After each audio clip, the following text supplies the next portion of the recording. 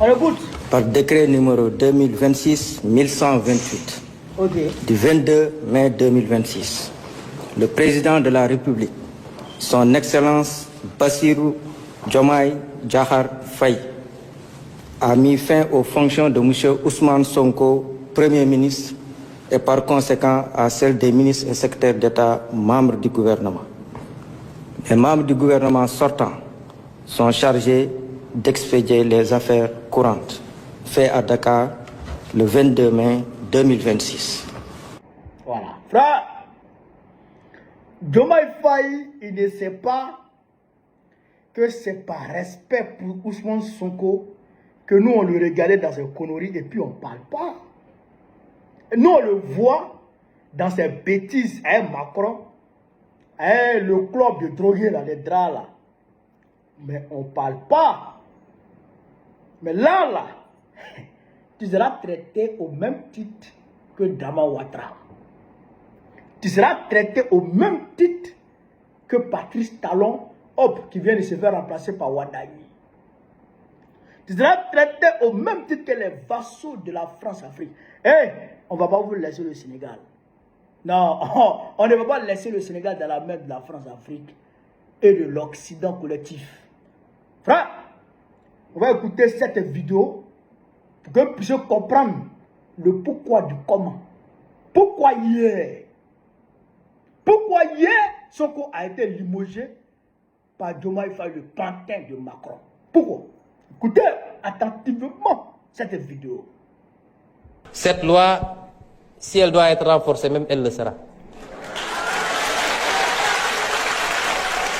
Et nous insistons, maintenant de ma justice, de manière appliquée, ouais, la justice doit veiller à l'application totale, intégrale, impartiale et parfaite de cette loi, parce qu'il y va des intérêts supérieurs de cette nation.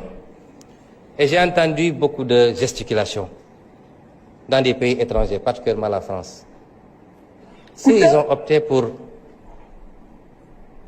ces pratiques que je ne veux même pas nommer, c'est leur problème, mais nous n'avons pas de leçon à recevoir d'eux. Absolument pas de leçon. Aucune leçon. S'il y a intolérance, on doit le chercher dans ces pays. Ou pas plus tard qu'il y a 4 jours, une avocate a été attaquée parce qu'elle s'est fait interviewer avec un foulard sur la tête. C'est ça l'intolérance. C'est ces pays-là qui sont intolérants. Nous n'avons pas de leçon de recevoir de personne. Le peuple sénégalais souverain, dans sa totalité, je ne dis même pas dans sa majorité, ne veut pas de ces pratiques ici au Sénégal. Un de mes ministres me dit, oui, l'objectif c'est de casser la chaîne de transmission du VIH. Non, non, l'objectif n'est pas de casser la chaîne de transmission, c'est un des objectifs sous-jacents.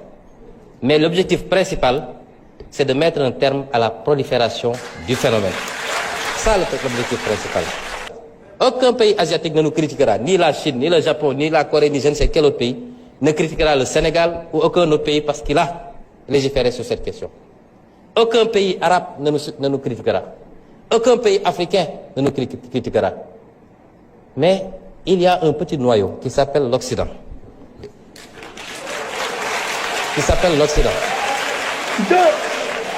Et au sein duquel d'ailleurs le débat n'est pas tranché parce qu'il y en a beaucoup en Occident qui n'en veulent pas.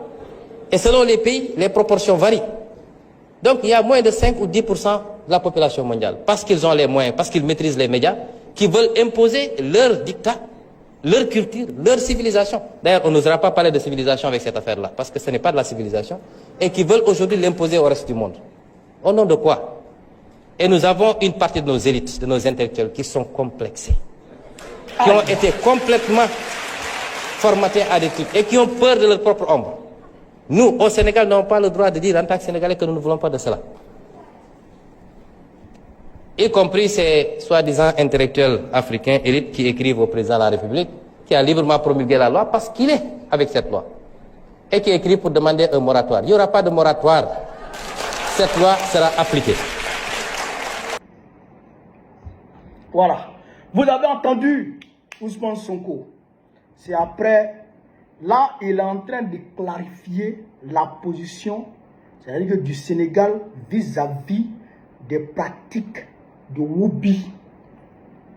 Il dit au Sénégal, là, Si on t'attrape dans Oubia, frère, c'est au moins 5 ans. C'est entre 5 à 10 ans d'emprisonnement ferme.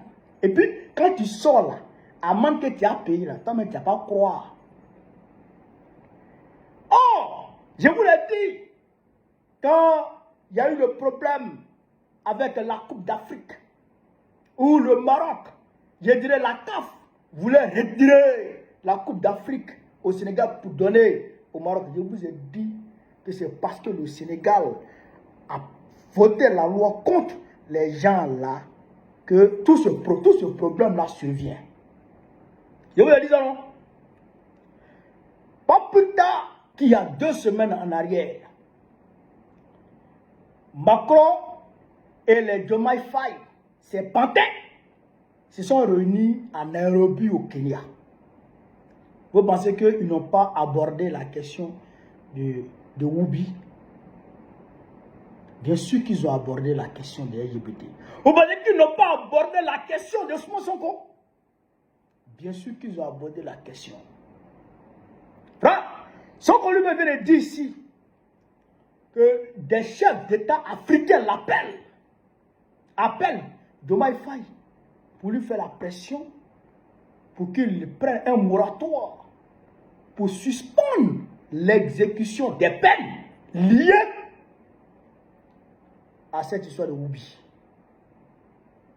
Vous comprenez ça? Ça veut dire que depuis que cette histoire de Woubi a été votée au Sénégal, mais c'est comme si Ousmane Sonko avait ouvert la boîte de Pandore. C'est le problème seulement. C'est le problème entre le plus Diomaye. C'est le problème entre le plus les gens. C'est le problème tout simplement. Vous comprenez? Vous comprenez ça? Je vais vous raconter une anecdote. Quand en 2024, on était en train de lutter pour que Macky Sall accepte la candidature d'Ousmane Sonko et qu'il se retire. Il y a un ami sénégalais, un camarade sénégalais, qui à chaque fois que j'arrivais aux manifestations, il sautait sur moi. Babo, il faut que tu parles. Babo, il faut que tu parles. Il m'aimait beaucoup, il m'admirait beaucoup. Et à chaque manifestation, il était excité. Et il s'arrangeait toujours à prendre la parole et à dire quelques mots. Mais la dernière manifestation que le PASTEF a organisée à Paris, place de la République, il m'a envoyé un message. Bobo, oh, on est là. J'ai dit non, je viens. Je suis arrivé autour de 16 h par là. J'arrive. Et le frère me regarde. Je le regarde. Mais habituellement, quand il me voit, il saute sur moi. Il me fait les atouts. On se check, on se salue. Et puis bon, il prend la parole. Ou bien il fait tout. En tout cas, il va grouiller, il va informer tout le monde pour dire Babou là, tout ça. Il faut lui donner la parole. Mais ce jour-là, mon ami me regarde. Ah. Il dit, mais le gars, il a quel problème? Il ne m'a pas vu ou bien qu'est-ce qu'il y a? Mais le gars, quand il parle, il a arrêté, il me voit, mais il ne parle pas. Il dit, bon, comme mon gars ne parle pas, et comme ce n'est pas son habitude, peut-être qu'il y a quelque chose. Donc, je m'approche. Il dit, mais mon gars, c'est comment? Il dit, non, Babo, ça ne va pas. Aïe! On a bataillé jusqu'à Macky Sall vient d'amnistier Sonko et puis Diomaye Faye. Et Sonko a décidé que Diomaye Faye devienne le candidat du PASTEF pour qu'on puisse gagner les élections. Et toi, tu n'es pas content? Il dit non, Babo, je ne suis pas content. Il dit, mais comment tu n'es pas content? Qu'est-ce qui se passe, mon frère? Il dit, pourquoi Macky Sall a amnistié Sonko et puis Diomaye Faye facilement comme ça? Question. Mais, il dit, Joe, t'as la lourde question le soir là. Il dit, mais mon frère, t'as la lourde question le soir là. Hein? Ça, c'est quelque chose là. Il dit non. Lui, il pose la question parce que lui, il sait qu'il y a eu compromission. Ah! Je dis, bon, ce que tu dis là, c'est vrai, ça peut être vrai, hein, mais, Joe, on n'a qu'à s'enjailler, on est venu à la manifestation, on n'a qu'à parler, on n'a qu'à danser, puis on partit. Mais mon gars dit non, lui, il ne parle pas. Il ne cause pas, il ne parle pas. En tout cas, lui, il est inquiet. J'ai regardé le gars là, il camp. Et puis moi-même, j'ai commencé à réfléchir dans mon coin. Parce que quelques jours auparavant, Macky Sall avait commencé à réprimer. Et quand les Guy Marius Sagna sortaient pour faire les pour forcer la campagne, Macky Sall leur opposait des dispositifs policiers de fou. Et il a coupé Internet. Et dès qu'il a coupé Internet, l'ambassade des États-Unis au Sénégal a fait un communiqué pour dénoncer les coupures d'Internet. Et il paraît même que Biden a fait pression sur Macky Sall afin qu'il rétablisse Internet. Donc, moi, j'ai réfléchi à ça, puis j'ai réfléchi à ce que mon gars me dit. Ah, et le gars là, c'est pas un couillon. Il réfléchit quand même, tu le vois comme ça. Le gars, il réfléchit. Donc, moi, mon gars, personne de nous n'a parlé. On s'est pris, on allait s'asseoir au café. Lui, il est triste, moi, je suis triste. Mais moi, quand même, bon, j'étais un peu content quand même parce que mon gars était sorti de prison. Son côté sorti de prison, il était là. Mais on a suivi le cours des événements, la campagne, tout ça. Et puis, Diomaye Faye est élu. Un coup KO. Et puis, la première personne qui félicite Diomaye Faye, c'est Macky Sall. Donc, on a regardé la situation. Et Diomaye Faye est arrivé au pouvoir. Et il dit que lui va tout faire pour amener l'AES de la CEDEAO. Il dit, quoi? Mon gars me dit, Babo, je ne t'ai pas dit. Il dit, tu m'as dit. Il dit, tu m'as dit, mon frère, c'est toi qui as raison. C'est toi qui as raison. Et aujourd'hui, je vais le voir cette publication de Juan Branco, l'avocat de Sonko, Juan Branco, qui dit ceci. Il appartient désormais à Ousmane Sonko de faire la vérité sur ce qui s'est passé en 2024 et ce qui a amené à la plus grande trahison de l'histoire du peuple sénégalais. La plus grande trahison de l'histoire du peuple sénégalais. Ça veut dire quoi? Ça veut dire qu'il y a eu compromission, d'accord, lorsque Ousmane Sonko et Diomaye Faye sont sortis de prison. Et ils ont été amnistiés tous les deux. Et il paraît même que Diomaye Faye a été imposé en quelque sorte à Ousmane Sonko. Vous comprenez? Ce qui donne raison à mon gars. Et ce qui donne raison à plusieurs analystes. Parce que quand on voit les va-et-vient de Diomaye Faye à l'Élysée et puis sur Macron partout comme ça, on comprend qu'il y a une compromission quelque part.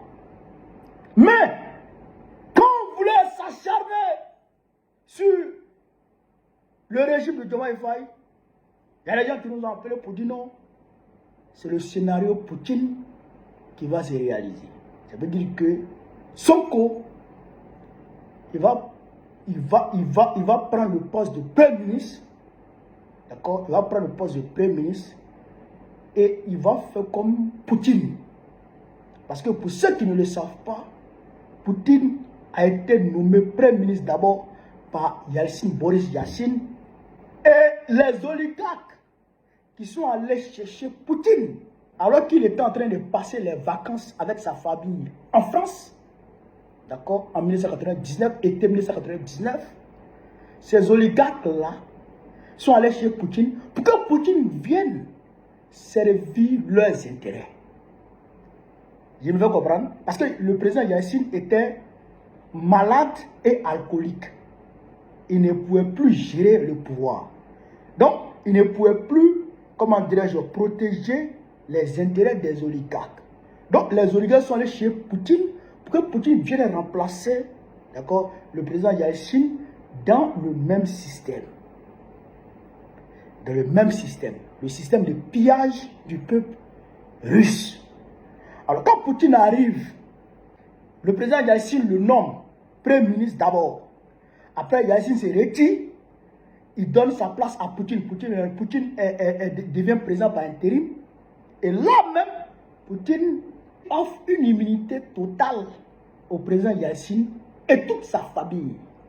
Alors que Yeltsin avait volé tout ça avec les oligarques. Mais Poutine dit non. Tout ça. C'est-à-dire qu'il joue le rôle de Yeltsin jusqu'à la fin du mandat de Yeltsin, jusqu'aux élections. Il faisait plaisir aux oligarques.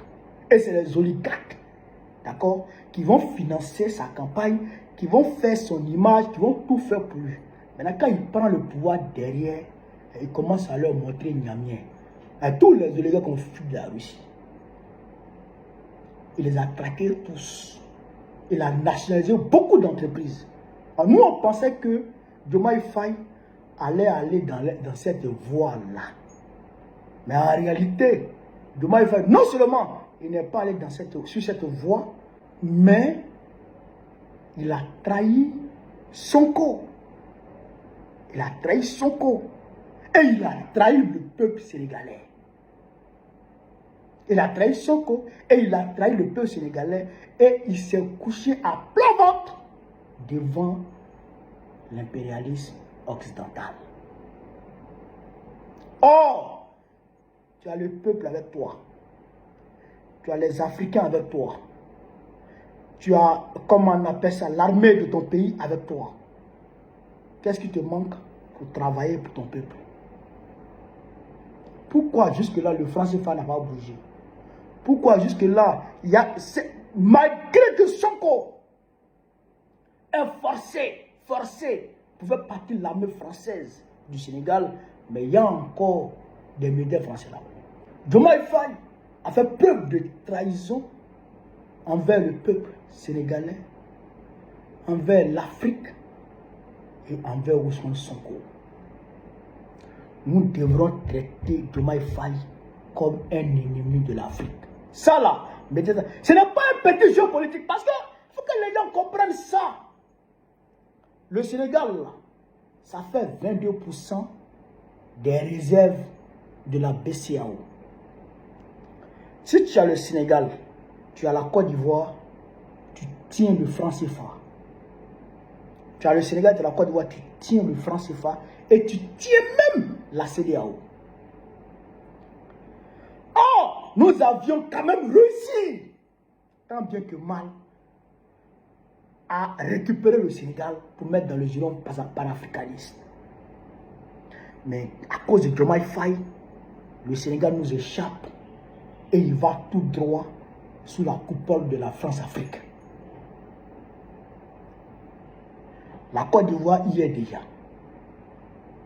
Donc pour une monnaie africaine au sein de la CEDEAO, il faut impérativement que le Sénégal devienne panafricaniste et la Côte d'Ivoire devienne panafricaniste. À partir de ce moment, la CEDEAO, je ne dis pas la CEDEAO, l'espace ouest-africain devient une puissance économique mondiale en moins de 5 ans. Donc ce n'est pas de l'amusement. Nous devons nous engager aux côtés de Sonko pour récupérer le Sénégal. Oui, c'est ça qui est la vérité. Frère, voilà ce que je voulais vous dire. Sur ce, vive l'Afrique libre, vive le panafricanisme, vive tous les bras panafricains, vive l'AES, vive Ousmane Sonko, vive Ousmane Sonko. Babo président Bekolo très prochainement, Inch'Allah.